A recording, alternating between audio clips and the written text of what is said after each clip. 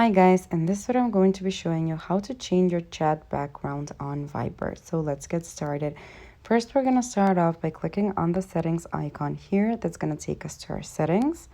Next here we're gonna select appearance.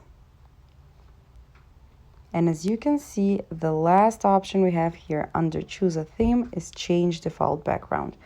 So you can change your default background to any of these images here. So for example, let's set it to this one with the sand.